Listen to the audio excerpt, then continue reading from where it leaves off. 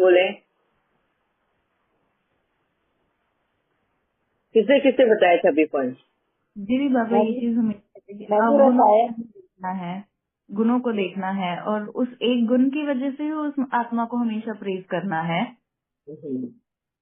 तो गुणों के बारे में अगर आप बताओगे कि तेरे अंदर ये गुण है, तो बहुत प्यारा प्यारा बोलता है, तेरे में कन्विंसिंग पावर बहुत अच्छी है, तो तू कन्विंस कर सकता है, मगर वो अच्छी जगह पे अगर तू कन्विंस करने में लगाएगा ना तो तेरा नाम अच्छा बनेगा। इस तरह से भी अगर आप उसके अंदर की टैलेंट्स को, उसके अंदर की क्वालिटीज को सराहोगे, ये है दूसरा मेथड। मगर हर सिचुएशन में अलग अलग तरीका यूज करना है, हर जगह पे सेम ही चीज नहीं। बाबा भी यही करता है। इसके लिए बाबा की हर मुरली में हमें एक नयापन दिखाई देता है, हमें हमारा स्वरूप नए रूप से बाबा हमें दिखाता है। कभी ये महसूस किया कि बाबा बोलते हैं आज तुम ऐसे लग रहे हो बच्चों, आज तुम ऐसे लग रहे हो बच्चों। वापिस से बाबा के क्या बोलते हैं वो, दिल तक में बैठे हुए, आंखों के नूर हो बाबा के। दिल की बात क्या बाबा को वो याद नहीं आ रही। दिल तक नशी हो, दिल तक नशी। दिल तक नशी नहीं, बाबा का दिल चुरा लेते हैं ना, उसको क्या बोलते हैं? बाबा को आपने ये कर लिया। इस तरह से बहुत सारे अलग अलग तरीके से बाबा हमें अपना स्वरूप दिखाता है। कभी किसी यहाँ मुरली से में बोलिए। हाँ जी, किसी मुरली में बाबा ने ये भी कहा था कि तुम तो गाली देने वाले को भी गले लगाने वाले बच्चे हो। हाँ, एंड है ना? हम क्या करते हैं कि मतलब किसी में 35 गुण है और वो एक अवगुण है तो हम उस अवगुण को गिनवा देते हैं और हाँ, बाकी सब भूल जाते हैं। यस, है ना? तो उनको उनकी वो वाली बचपन वाली, क्योंकि बचपन जो होता है वो तीनों सेंट होता है, उसमें छल कपट कुछ नहीं होता है। लड़ाई झगड़े करते वो स्वभाव है, जैसे ही कुदरती स्वभाव दिया है, लाइक डिसलाइक, मैंने जैसे बताया पसंद नापसंद, ये सब एक कुदरती स्वभाव दिया हुआ है। तो उस स्वभाव के साथ में अगर हम अपने गुणों को अगर ऐड कर देते हैं ना, तो वो अलग ही रूप लेकर आता है, पॉजिटिव रूप लेकर आता है। जैसे हम दूसरों के अंदर गुणों को देखो, मुझे ना तेरा ये गुण बहुत पसंद है, पसंद नापसंद, पर जब तू थोड़ा कड़वा बोलता है ना, वो मुझे अच्छा नहीं लगता। तो पहले आपने उसकी तारीफ करी और बाद में उसकी कमी बता दी, उसको भी समझ में आ गया। नहीं लगता? बाबा भी हमारे साथ में ऐसी बात करता है ना, बच्चों तुम बहुत अच्छे हो, बहुत है, और कभी कभी तुम कड़वा बोल देते हो। इसके लिए बाबा फिर तरीका बोलता है, मीठा बोलो, धीरे बोलो। धीरे बोलो, लोगों को बहुत बात समझ में नहीं आती, धीरे बोलो का मतलब क्या है? क्या आवाज हमने रोश, मतलब जो जोर से, अभी मेरे जैसे मेरा आवाज बड़ा है तो मैं बड़े आवाज में बोलती हूँ, तो इसके लिए बाबा बोलेगा कि नहीं नहीं धीरे बोलना है। या धीरे बोलने का मतलब क्या है बाबा का? किसी को समझ में आया वो बात? मीठा बोलो तो सबको समझ में आता है, और धीरे बोलो, क्योंकि लोगों को मैंने ये देखा है, धीरे बोला ना वो इतने खुशखुशा के बात करते हैं कि सामने वाले को, नजदीक बैठे वाले को भी सुनाई नहीं देता, बोलना पड़ता है थोड़ा ऊंचा आवाज करो, तो उनको वो याद आता है कि नहीं बाबा ने बोला है धीरे बोलो। धीरे बोलो मतलब ये नहीं है, सोच समझ के बोलना दीदी, धीरे सोच संयम समझ से के, बोलना। हाँ सोच संयम से समझ बोलो। के, मतलब क्या बोल रही हूँ उस पे बहुत ध्यान देना है, हाँ, ऐसे ही नहीं नहीं, बोलना। ये वो बोले ना कि सोच के बोलो, धीरे बोलो, सोच के बोलो, मीठा बोलो। तो वो धीरे बोलो का मतलब है संयम में रख के, जैसे लाउड नहीं होना है, रोष में आके नहीं बोलना है, रूड वे में नहीं बोलना है। भाई मैं तो सच ही बोल रहा था ना, तो तुम्हें बुरा लग गया तो मैं क्या करूँ? तो ये रूड वे में नहीं बोलना है। उसके लिए बाबा बोलते हैं धीरे बोलो, मतलब संयम में बोलो। ठीक है, ऐसे नहीं कि तुम्हारी आवाज बड़ी है तो उसको छोटा कर दो, मतलब इतनी छोटी करो कि भाई सामने वाले को सुनाई भी नहीं दे। नहीं नहीं, धीरे बोलो, दिस इज नॉट दैट, धीरे बोलो। क्लियर है अभी? तो क्या है ये कलाएं? बाबा ये कलाएं बोलता है, बोलने का तरीका सिखा रहा है। तो सोचो बाबा कहाँ से हमें सिखाने आया है, किन किन बातों को वो सिखा रहा है? और क्या हम ये बातें अपने बच्चों को वही युक्ति से नहीं सिखा सकते? जो बाबा, हम बाबा के बच्चे, बाबा हमें कितनी छोटी छोटी चीजों को लेकर अगर हमें वो समझा सकता है, तो हम अपने बच्चों को समझाने के लिए क्यों हार जाते हैं? क्यों हमें यकीन नहीं होता कि हमारे बच्चे हमारा सुनेंगे? पता है ये डर क्यों है? अपना बच्चा अपना सुनेगा कि नहीं सुनेगा, ये डर क्यों है? ये भी बहुत बड़ा डर है। जैसे सचिव कला बहन को भी वही डर है समाज में, समाज का, कि मेरा बच्चा नहीं सुन पाएगा, वो नहीं सुनेगा मेरा। क्यों? कोई बता सकता है? अगर उस जज को गए हो, गुजरे हो और उसको बाद में अपने अंदर से निकाल दिया हो उस डर को, कोई ऐसा उन्होंने सिचुएशन को हैंडल किया हो या आप बीती हो, अनुभव किया हो? जी, हमें देख के ही तो वो बच्चा बड़ा हुआ है, तो वो ऑब्जर्व किया, जो उसने सीखा वो सब उसके अंदर भी आया। वही अभी बच्चा बहुत तेजी से कैच करता है। जो उसके 2 साल 3 साल 4 साल की जो एज होती है ना, उसमें उसके न्यूरॉन्स बहुत पावरफुल होते हैं। तो वो जो भी सीखता है वो बिल्कुल उसी टाइम एडेप्ट करके बिल्कुल वो वैसे ही करता है। अभी मेरा ही 3.5 साल का बच्चा है, किसी ने बाहर गाली दी बहुत गंदी सी, वो घर पे आके उसने वही यूज किया ऐसे, और वो भी उसी वे में जैसे जैसे बाहर उसने सुनी, सेम उसी वे में। वही आके वैसे ही वे में बोले। आपने सही कहा। मैं ये बोल रही हूँ, क्या सिर्फ माँ बाप वापस अपने बच्चों की गलतियों को सुधारने के लिए डरते क्यों है? क्यों वो बता नहीं पाते उनको सही रास्ता? उनको तो क्यों डर लगता है? हमको तो ये डर वाला है ना हमारा स्टेशन, वो डर से ही अंडरस्टैंडिंग हमें बाहर नहीं है, निकलना है। वो अंडरस्टैंडिंग नहीं है। अंडरस्टैंडिंग जहाँ है वहाँ हम एक दूसरे को बहुत इजी वे में समझा सकते हैं। अरे जिस बच्चे को तुमने जन्म दिया है, छोटे से बड़ा किया है, उसको अंडरस्टैंडिंग नहीं है? नहीं, वो अंडरस्टैंडिंग जो माँ बाप के बच्चे के प्रति है वो। मतलब ठीक है, आगे चल के लेते हैं सचिन बहन। ये संजना बहन,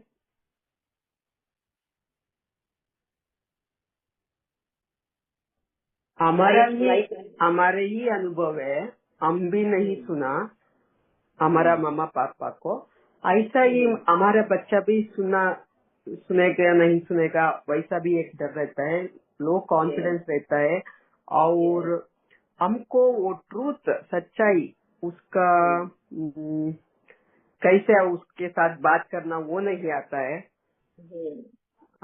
मेरे समझ में ऐसा आया, पता नहीं करेक्ट बहुत और अच्छा। ये दोनों पॉइंट्स आपने जो बोला, ये दोनों पॉइंट बहुत सही है, कि जिस तरीके से जब हम भी उस दौर से गुजरे हैं ना, हम भी टीनेज में थे, हम भी यूथ में आए थे, लेट यूथ में रहे हैं, लेट यूथ में हमने भी किस तरह से बिहेव किया है अपने माँ बाप से, और वही हमें याद आता है और हमें वो महसूस होता है कि नहीं, ये मेरा बच्चा नहीं सुनने वाला मेरा, क्योंकि हमने भी अपने माँ बाप का नहीं सुना है, हमने भी इसी तरह से रिटेलिएट किया है, हमने भी इसी तरह से चिल्लाया है उनके ऊपर या उनकी अनसुनी की हुई है। तो वो हमें याद आता है और हमारा कॉन्फिडेंस लो हो जाता है, और तब हम बोलते हैं कि नहीं, ये नहीं सुनने वाला।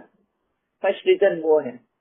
एंड सेकेंड, दीदी, जब मैं थी ना, मैं भी मतलब अभी तो नहीं हूँ, पहले even I was very under confident of meeting people. Even now when मैं किसी से बात करती हूँ ना, किससे मुझे लगता है मैं किससे बात करूँ ना करूँ, मैं हिचकिचाती हूँ। मतलब मैं ऐसा ही सीधा जाके नहीं बात करती हूँ, मुझे रिजर्वेशन होता है। किसी से अभी बात करती हूँ ना, मेरे को लगता है कि I need not talk to them, I feel some reservation, something holding me back, like I want to run away from there only. That also heredity also may be there, or maybe he has, they have got it from me like that. Or yes, actually yes, दीदी एक ये भी होता है, पीछे में हम मुंह से बोल तो रहे होते हैं, लेकिन हमारे अंदर ये चल रहा होता है, ये सुनेगा तो है नहीं। तो ये जो अंदर चल रहा होता है ना, उसकी वजह से भी वो नहीं सुनता है। मीठा मीठा बोलेंगे, बेटा तू ऐसा कर ले वैसा कर ले, लेकिन बैक ऑफ द माइंड हमारा वो बड़ा स्टबर्न होते हैं हम भी, क्योंकि हम उस बच्चे को जानो सुनेगा तो है नहीं, लेकिन चलो बोल देते हैं। तो ये जो पीछे का थॉट होता है वो वर्क नहीं करने देता। ये भी बहुत अच्छा पॉइंट बताया है। सबसे मेन पॉइंट क्या होता है? हाँ जी, यदि कुछ लोग होते जो किसी की नहीं सुनते और उनकी साइकोलॉजी बहुत गड़बड़ होती है उनके पाप कर्मों की वजह से, तो वो धुंधकारी मचा देते हैं कि पूरा घर आतंक में आ जाता है। ऐसे होता है। तो वो कहीं ना कहीं हमारे कर्मा से जो लौट के आते हैं और हमें सही रास्ते पे चलने नहीं देते। एक्चुअली मैं अभी सचिन भाई का ये आउट ऑफ रेंज आंसर दे रही हूँ। क्या होता है ना सचिन भाई, अगर कोई एक मेंबर ऐसा हमारे साथ परिवार का बन जाता है या कुछ भी है, तो कहीं ना कहीं हमारे कर्म से जुड़ा है, इसके लिए वो परिवार का मेंबर बन गया है ना। और वो इस तरह से अगर हमारे साथ में बिहेव करता है, तो कहीं ना कहीं कुदरत उसको आईना बनाकर हमें अपना ही किया हुआ पाप कर्म याद दिलाने की कोशिश करता है। तो क्या हमने उन सिचुएशन को समझने की कोशिश करी है कभी? ये समझना बहुत जरूरी है। बहुत आसान होता है हम किसी और को दोष देने के लिए कि अरे वो ऐसे कर रहे हैं, वो मिसबिहेव कर रहे हैं, वो ये करता है ना, उसका पाप भर रहा है, उसका पाप भर रहा है या हमारा पाप हमें दिखा रहा है कि हम क्या करते रहे। ये समझना बहुत जरूरी है। ठीक है सचिन भाई, ये वो नहीं है आंसर उसका। मेन आंसर मैं अभी आपको बताने जा रही हूँ वो ये है कि बहुत बार क्या होता है ना, माँ बाप आज की बिजी दुनिया की वजह से, ये पहले ये प्रॉब्लम नहीं आती थी, अभी ये बहुत ज्यादा प्रॉब्लम आती है। पहले के बच्चे माँ बाप के सामने बैक आंसर वापस जवाब भी नहीं देते थे, उनके सामने आंख उठा के बात तक नहीं करते थे। इतना अदब, इतना रिस्पेक्ट रहता था। आज के इसमें वो नहीं है इतना। क्यों नहीं है? फर्स्ट थिंग है कि भागम भागी वाली दुनिया में ना हम भूल गए हैं कि हमें अपने बच्चों को वक्त देना होता है कि उनसे वक्त मांगना नहीं होता है, उनको पहले वक्त देना पड़ता है, उनकी बातों को समझना पड़ता है। अपन ने अपने बच्चों को जो जन्म दिया है ना, पहले उन्हीं को अगर हम नहीं समझेंगे तो आगे बड़े होने के बाद में हमको उसी का डर लगता है। और वही हमें पता है क्योंकि हमने उनको बचपन में नहीं समझा है, तो बड़े होकर भी नहीं समझेंगे। और यही वजह बन जाता है कि हम बोलते हैं कि नहीं ये नहीं समझेगा, वो नहीं समझेगा। नहीं, हमने उसको कभी समझा नहीं है कि वो क्यों ऐसे कर रहा है, वो क्यों ऐसे बिहेव करता है, क्यों ऐसे बोलता है? आज उसकी ये दशा क्यों हुई है? कि कहीं न कहीं एक तो उसने हमें ऑब्जर्व किया है इस तरह से बिहेव करने का, या फिर कहीं न कहीं हमने उसे वो वक्त नहीं दिया जब उसको वो वक्त चाहिए था। उसके मन में बहुत सारे क्वेश्चंस थे, बहुत सारा उसको पूछना था, पर कहीं न कहीं समाज के डर की वजह से, समाज का दबाव की वजह से हमने उसको हमेशा चुप कराया है।